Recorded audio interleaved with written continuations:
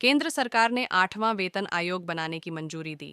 2026 से लागू केंद्रीय कर्मचारियों के लिए केंद्र सरकार ने गुरुवार को 8वें वेतन आयोग के गठन को मंजूरी दे दी है।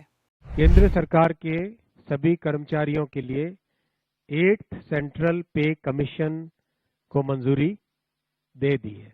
आयोग की सिफारिशें 2026 से लागू होंगी। यह जानकारी कैबिनेट बैठक के बाद केंद्रीय मंत्री अश्वनी वैष्णव ने दी। उन्होंने कहा, 7वां वेतन आयोग 2016 में लागू हुआ था, इसकी सिफारिशें 2026 तक जारी रहेंगी। 7वां वेतन आयोग पे कमीशन 1 जनवरी 2016 से लागू हुआ था। इससे करीब 1 करोड़ लोगों को फायदा हुआ था। वेतन आयोग हर 10 साल में लागू किया जाता है। उम्मीद है कि मोदी सरकार 1 जनवरी 2026 से 8वां वेतन आयोग लागू कर देगी। इससे केंद्रीय कर्मचारियों का न्यूनतम वेतन और पेंशन बढ़ेगी। बनाने का जो एक संकल्प लिया है, उसके हिसाब से 2016 में लास्ट पे कमीशन 7th पे कमीशन स्टार्ट हुआ था, तो 2026 में इसका टर्म कंप्लीट होता है।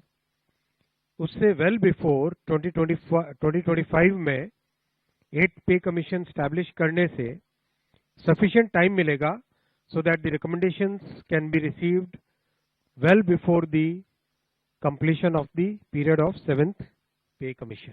सवाल, 8वें वेतन आयोग के आने से सैलरी पर क्या फर्क पड़ेगा? जवाब, केंद्र सरकार हर 10 साल में नया वेतन आयोग लाती है। अभी 7वां वेतन आयोग चल रहा है। इसका कार्यकाल 30 जनवरी 2025 को खत्म होगा।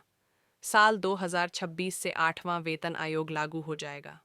8वें वेतन आयोग का वेतन मैट्रिक्स 1.92 के फिटमेंट फैक्टर का इस्तेमाल करके तैयार किया जाएगा। इसे ऐसे समझिए, केंद्र सरकार के कर्मचारियों की सैलरी के 18 लेवल हैं। लेवल 1 कर्मचारियों की बेसिक सैलरी 1,800 रुपये ग्रेड पे के साथ 18,000 रुपये है।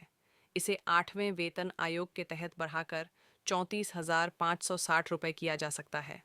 इसी तरह केंद्र सरकार में कैबिनेट सचिव स्तर के अधिकारियों को लेवल 18 के तहत अधिकतम 2.5 लाख रुपए की बेसिक सैलरी मिलती है। यह बढ़कर तकरीबन 4,08,000 रुपये हो सकती है।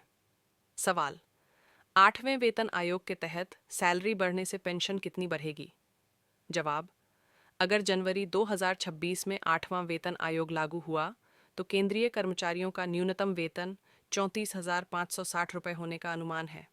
साल 2004 से जोड़ें तो नौकरी में 25 साल पूरे करने वाले कर्मचारियों का पहला बैच 2029 में रिटायर होगा।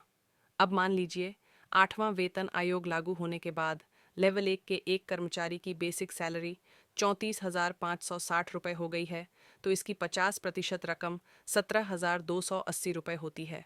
इस हिसाब से कर्मचारी को 17,280 रुपये पेंशन के तौर पर मिलेगी।